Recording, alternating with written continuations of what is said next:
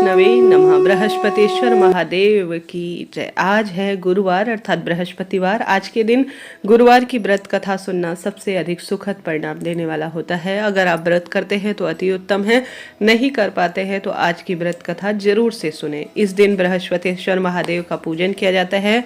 दिन में एक ही समय भोजन करें, पीले वस्त्र धारण करें, पीले फूलों से भगवान का श्रृंगार करें। भोजन भी चने की दाल का होना चाहिए, नमक नहीं खाना चाहिए। पीले रंग के फूल, चने की दाल, पीले कपड़े, पीले चंदन से भगवान का पूजन करना होता है। पूजन के पश्चात कथा सुनी जाती है।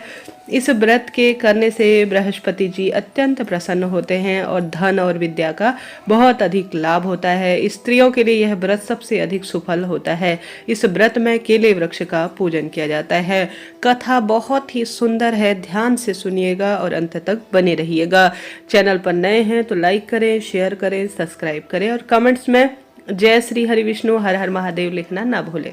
कथा के अनुसार किसी गांव में एक साहूकार था जिसके घर में अन्न, वस्त्र, धन की कोई कमी नहीं थी, परंतु उसकी स्त्री बहुत ही कृपण अर्थात कंजूस थी।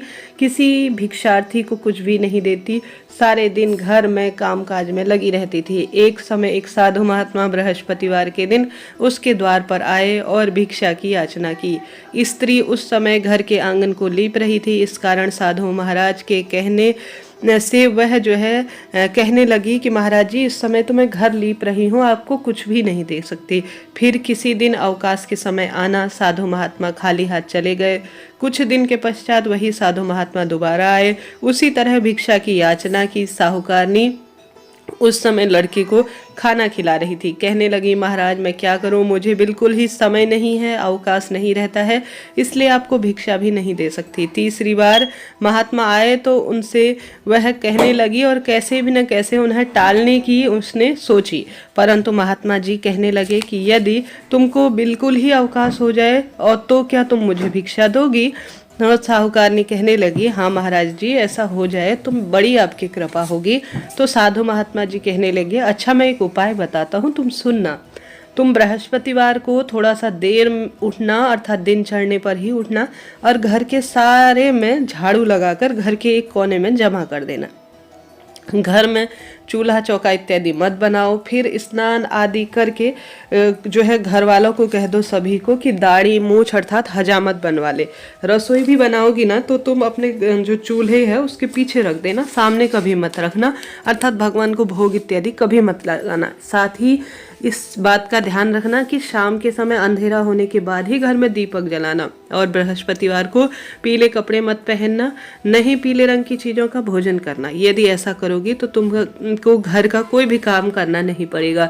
साहूकारनी ने ऐसा ही किया। बृहस्पतिवार को दिन चढ़ने पर उठी, झाड़ू लगाकर कूड़े को घर में ही जमा कर दिया। पुरुषों से कहा कि दाढ़ी, मूछ, नाखून, बाल इत्यादि काटो और खुद भी बाल धोने लगी। साबुन शैम्पू का खूब प्रयोग करने लगी। भोजन बनाकर चूल्हे के पीछे रखा। वह सब बृहस्पतिवारों को ऐसा ही करने लगी। अब कुछ समय बीता ही था कि उसके घर में खाने को एक दाना न रहा।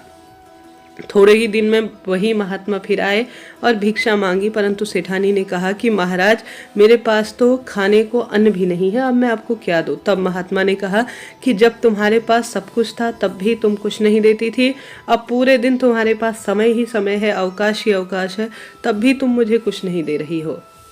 अब क्या चाहती हो वह कहो। तब सेठानी ने हाथ जोड़कर प्रार्थना की कि महाराज अब ऐसा कोई उपाय बताओ जिससे कि मैं पहले जैसे धन धान्य से परिपूर्ण हो जाऊं। अब मैं प्रतिज्ञा करती हूँ कि आप जैसा कहोगे मैं वैसा करूंगी। तब महात्मा जी ने कहा, अगर परिवार की भलाई चाहती हो तो गुरुवार के दिन प्रातःकाल उठकर स्नान इत्यादि से निवृत्त होकर घर को गौ माता के गोबर से लीपो तथा घर के पुरुष हजामत न बनाए, इस बात का ध्यान रखे।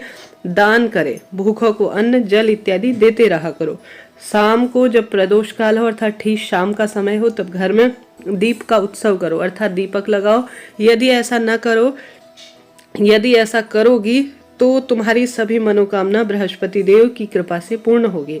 अगर ऐसा न करें तो तुम्हारे घर में जैसा अन्न धन्य की कमी चल रही है ठीक उसी प्रकार से वापस हो जाएगा। सेठानी ने ऐसा ही किया। उसके घर में अन्न धन पहले जैसा हो गया और वह जो है पति परायण और भगवान के प्रति समर्पित भाव से पूजा पाठ इत्यादि के कार्य में लग गई। इस प्रकार भगवान बृहस्पति की कृपा से अनेक प्रकार से सुख भोग कर वह दीर्घ काल तक जीवित रही और श्री नारायण की पूजा करती और बृहस्पतिवार के नियमों का परिपूर्ण पालन करती। तो इस तरह से यह प्रथम कथा है। इसके साथ ही गुरुवार अर्थात बृहस्पतिवार के दिन की एक दूसरी कथा भी जो है मेरे में वर्णित है, जो कि मैं स्वयं गुरुवार के व्रत के दिन सुनती हूँ, पढ़ती हूँ, और बहुत संक्षिप्त और परिपूर्ण कथा है जो कि अपने आप में अद्भुत है। तो आप सभी भी मेरे साथ सुनिए और अंत तक बने रहिए। एक दूसरी कथा के अनुसार एक दिन इंद्र बड़े अहंकार से अपने सिंहासन पर बैठे थे और बहुत से देवता, ऋषि, गंधर्व, किन्नर आदि की सभा उनकी जो है पूर्ण रूप से परिपूर्ण थी। जिस समय बृहस्पति देव जी वहां पर आए तो सबके सामने वह सम्मान से बिल्कुल भी खड़ा नहीं हुआ, क्योंकि इंद्र जो है बहुत अधिक घमंड में चूर था। यद्यपि वह सदैव उनका आदर किया करता था, बृहस्पति जी ने अपना इसे अनादर समझकर वह वहां से चले गए। अब इंद्र को बड़ा शोक हुआ कि देखो, मैंने देवगुरु बृहस्पति का अनादर कर दिया, मुझसे भारी भूल हो गई। गुरुजी के आशीर्वाद से मुझको यह वैभव मिला है, उनके क्रोध से यह सब नष्ट हो जाएगा, इसलिए उनके पास जाकर मैं सबसे पहले उनसे क्षमा प्रार्थी होता हूँ, जिससे उनका क्रोध शांत हो जाए और मेरा भी कल्याण हो जाए। ऐसा विचार कर इंद्र उनके पास गए। जब बृहस्पति जी ने अपने योग बल से यह जान लिया कि इंद्र क्षमा मांगने के लिए वहां आ रहा है, तब क्रोध से वह उनसे भेंट करना नहीं चाहते थे और वह अंतर्ध्यान हो गए। जब इंद्र ने बृहस्पति जी को घर पर न देखा तो वह निराश होकर लौट आया। जब दैत्यों के राजा वृषकर्मा को यह समाचार विदित हुआ तो उसने अपने गुरु शुक्राचार्य को आज्ञा दी और इंद्रपुरी को चारों तरफ से घेर लिया। गुरु की कृपा न होने के कारण देवता हारने वह मार खाने लगे। तब उन्होंने ब्रह्मा जी को विनती की और सब वृतांत सुनाए और कहा कि महाराज, दैत्यों से किसी भी तरह से हमें बचाइए। तब ब्रह्मा जी कहने लगे कि यदि तुमने बड़ा अपराध किया है जो देवगुरु को क्रोधित किया है, हे अज्ञानी, तुम इसके लिए समाधान ढूंढो।